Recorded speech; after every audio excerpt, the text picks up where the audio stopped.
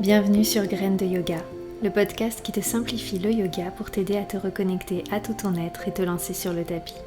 Je m'appelle Priscilla, je suis professeure de yoga et j'aimerais à travers les épisodes de ce podcast te donner les clés pour démarrer ou ajuster ta pratique en toute simplicité et fluidité.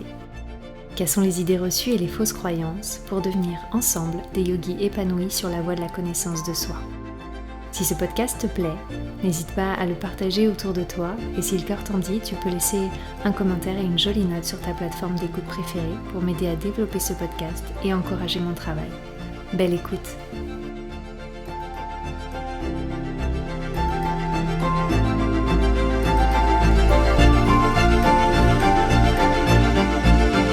Bonjour et bienvenue dans ce nouvel épisode de Graines de Yoga. Alors, aujourd'hui, j'ai décidé de te parler de la douleur physique, d'envisager quand est-ce qu'il est possible de la rencontrer dans la pratique du yoga, comment y faire face, mais surtout comment l'identifier et l'éviter. Mais avant de démarrer cet épisode, j'ai juste une petite annonce à te faire. L'automne, c'est ma saison préférée et on la sent enfin pointer le bout de son nez. C'est la toute première saison que j'ai expérimentée dans cette vie et oui, j'ai soufflé une nouvelle bougie cette semaine. Et c'est cette saison qui me remplit le plus d'amour car je trouve qu'elle invite à plus d'introspection, à revenir à soi et à ses proches. C'est une saison pour moi réconfortante et qui me réchauffe de l'intérieur. Et c'est pour toutes ces raisons que je me sens plutôt inspirée en ce moment et que j'ai donc décidé de partager ma bonne humeur en créant un petit challenge pour cette fin octobre afin que tu puisses te reconnecter à toi à travers une pratique simple et en compréhension du yoga. Peut-être pour toi une découverte, bien sûr, si tu es tout nouveau sur cette podcast. Ce sera donc un challenge d'une semaine pour démarrer ton expérience introspective à travers la pratique du yoga. Si tu es déjà inscrit à ma newsletter, les infos arrivent très bientôt. Et si ce n'est pas le cas, eh bien je t'invite à t'inscrire pour être au courant du démarrage de ce challenge entièrement gratuit. Tu trouveras le lien d'inscription dans les notes de cet épisode ou bien sur mon site web. Voilà, j'en ai fini avec les actus et l'auto-promo et on démarre directement l'épisode. Donc comme je le disais plus tôt, cet épisode, on va parler de douleur. J'ai décidé de parler avec toi de douleur parce que pour moi, c'est quelque chose qui est complètement incompatible avec la pratique du yoga. Mais force est de constater que généralement, il n'est pas impossible de se créer des douleurs si on n'a pas la bonne compréhension de ce que c'est que la douleur et bien sûr si on n'a pas les codes pour pouvoir ajuster sa pratique. Donc pour la comprendre, la douleur, évidemment, on va commencer par le début comme à chaque fois, on va la définir. Donc la douleur, c'est une sensation désagréable et complexe, généralement sensorielle mais ça peut être aussi émotionnel. C'est une sensation qui provient de l'excitation des nerfs lors d'une lésion sur celui-ci. Les nerfs sont répartis dans tout le corps, à la surface de la peau, mais aussi à l'intérieur du corps, donc dans les muscles, les articulations. Ils sont comme des fils électriques qui propagent l'information vers le cerveau en passant par la moelle épinière. La douleur est le plus souvent un signal d'alarme et vous alerte sur un dysfonctionnement de l'organisme. Donc ça peut être une blessure ou une maladie. On peut constater deux types de douleurs. Donc il y a les douleurs aiguës qui sont vives et soudaines et les douleurs chroniques qui durent généralement plus de 3 mois et qui peuvent être progressives. Alors comment se manifestent les douleurs dans la pratique ? Je vais ici te parler des douleurs aiguës, celles qui se manifestent lors de ta pratique posturale, qui sont généralement soudaines pendant une posture. C'est une sensation du coup, comme je te l'ai dit, soudaine, vive, forte et qu'il est impossible de gérer à travers la respiration. Cette sensation peut même s'intensifier en restant dans la posture en question. Les causes, ça peut être généralement un manque d'échauffement, et ça c'est très fréquent lors des pratiques aujourd'hui parce que les cours sont courts et que du coup si on n'a pas effectué un petit échauffement avant, ça peut vite mettre les muscles en tension et les articulations. L'autre cause peut être aussi d'aller au-delà de nos limites physiologiques et physiques. Et évidemment, c'est peut-être ton cas, plus généralement si tu découvres ce podcast et que tu es un yogi débutant, ça peut être un manque de connaissances pour s'adapter à notre pratique et à notre corps et aussi à notre état du moment.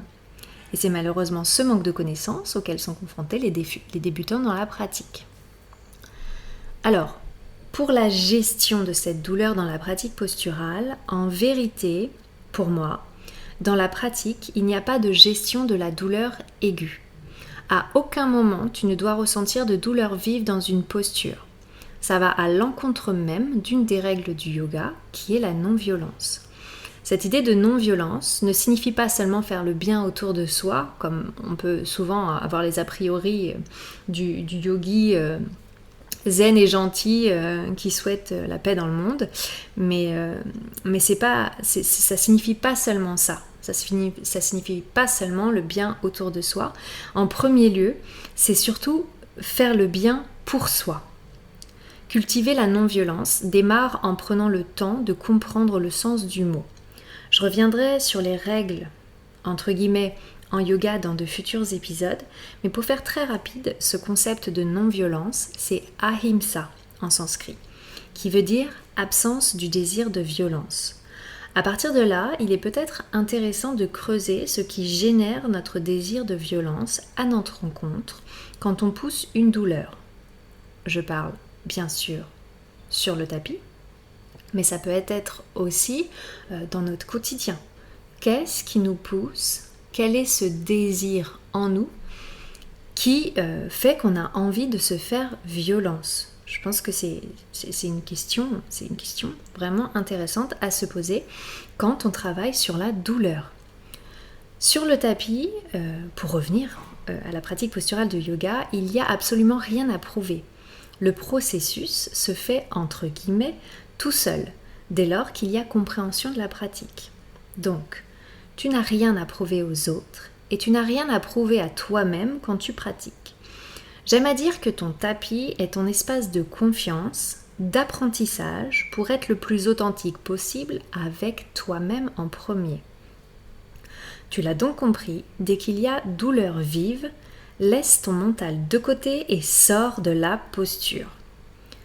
Dans la deuxième forme de douleur dont on a parlé précédemment, la douleur chronique, après un avis médical bien entendu, tu peux utiliser les outils de yoga comme une aide à la gestion de la douleur, mais là encore, je trouve qu'il est important d'être correctement accompagné par le corps médical, évidemment, pour soigner tes douleurs, et par ton enseignant de yoga. Parce que il est censé être en mesure d'adapter ta pratique à ta maladie chronique ou bien à tes douleurs.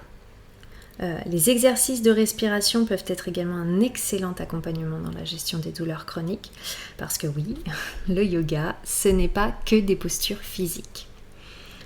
A contrario de la douleur, il y a une autre sensation désagréable qui peut faire face lors de la pratique de yoga.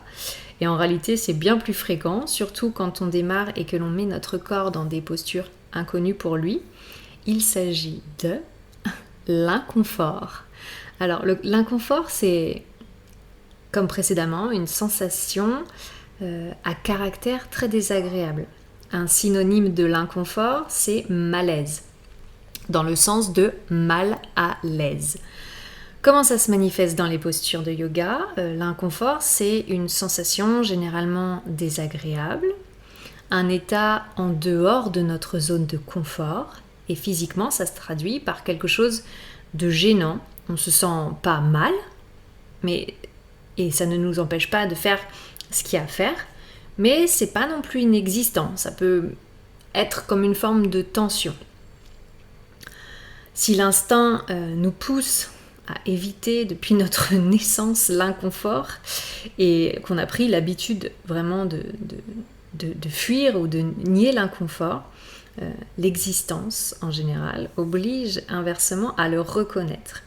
Et on peut souvent faire des parallèles entre ce qui se passe sur le tapis et ce qui se passe dans la vie. Donc vraiment, je t'invite à t'interroger sur tes zones d'inconfort dans la vie quand tu rencontres des zones d'inconfort sur ton tapis et de voir comment tu arrives à les gérer. La gestion de l'inconfort, elle a un véritable travail à notre époque. On est constamment à la recherche de confort, à travers les biens matériels, mais aussi dans nos sensations, si bien que parfois on se refuse à ressentir l'inconfort. Par exemple, une courbature. Suite à une séance de sport, je ne parle pas là de courbature liée à l'annonce d'une maladie virale comme une grippe ou autre chose. Donc, une courbature est à mes yeux un inconfort.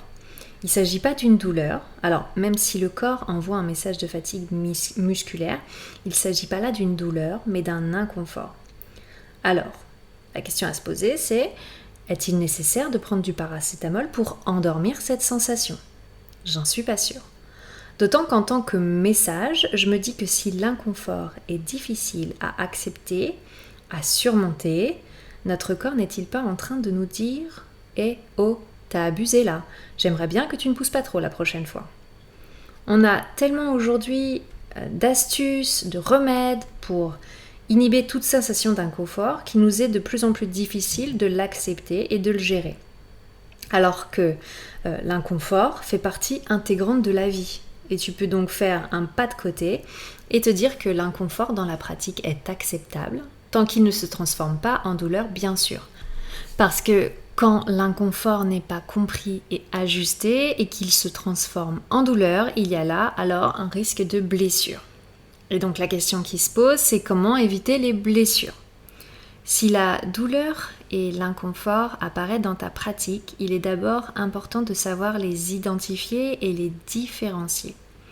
Cependant, quelles qu'elles soient, ces sensations sont un message que ton corps t'envoie et il est essentiel d'écouter, d'observer et d'ajuster.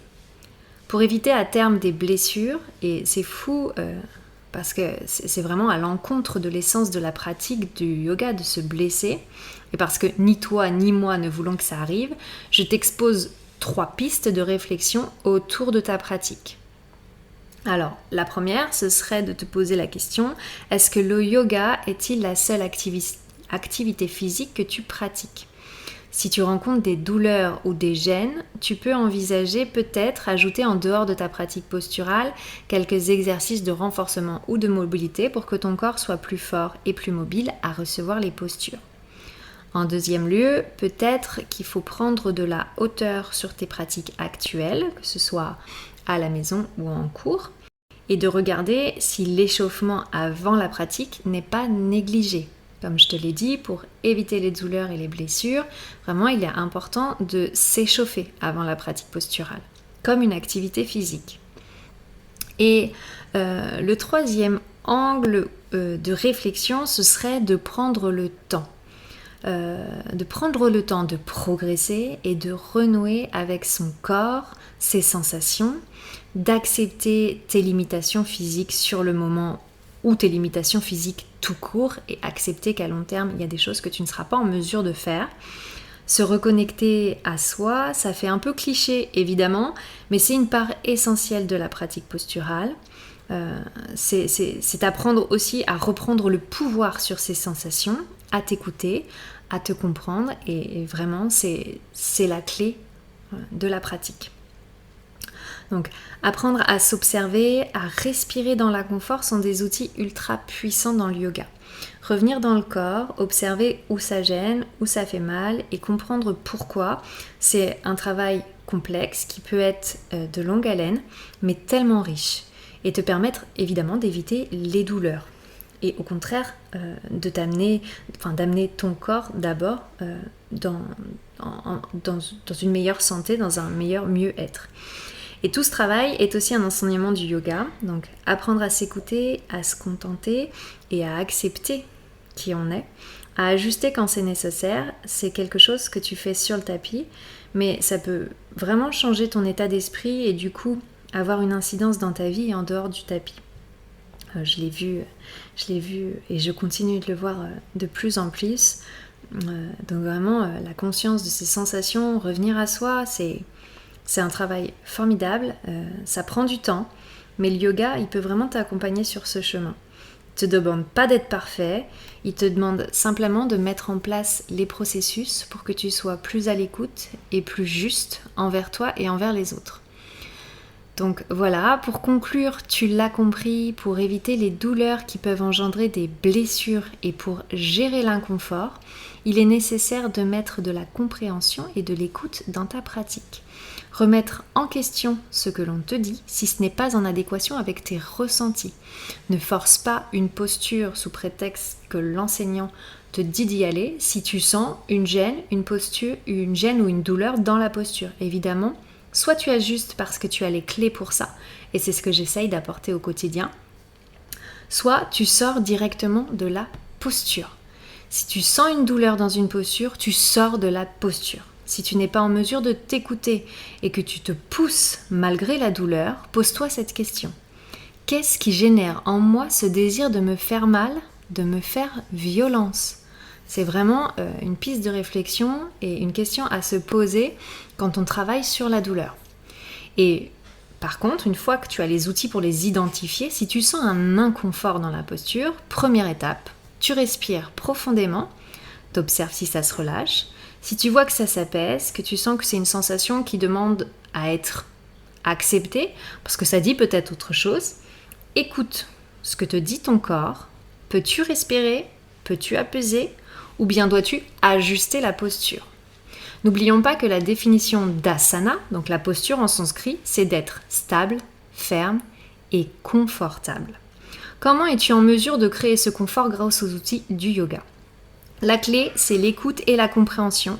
C'est pour ça que j'ai créé ce podcast. Le yoga peut te permettre de découvrir des tas de choses sur toi, sur tes mécanismes physiologiques et psychiques. Mais ça demande d'avoir le vocabulaire et de ne pas se lancer les yeux fermés dans la pratique.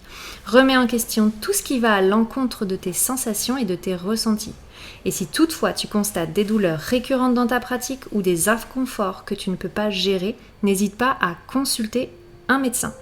Le yoga a des tas de bienfaits et peut t'aider à régler pas mal de soucis, mais pas tout. Voilà, j'espère que cet épisode t'a plu, qu'il t'a appris certaines choses et peut-être qu'il t'a fait admettre que tu avais une mauvaise façon de gérer soit l'inconfort, soit la douleur. En tout cas, c'est super de m'avoir écouté jusque-là. Tu vas avoir de plus en plus d'outils pour pouvoir ajuster ta pratique si nécessaire. Donc sur ça, je vais te laisser. N'oublie pas, si tu le souhaites, de t'inscrire à la newsletter pour recevoir très prochainement les informations sur le challenge que je prépare fin octobre.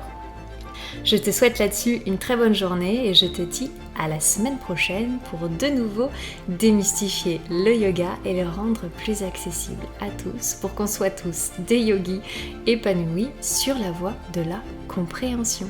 Allez, à la semaine prochaine. Namasté.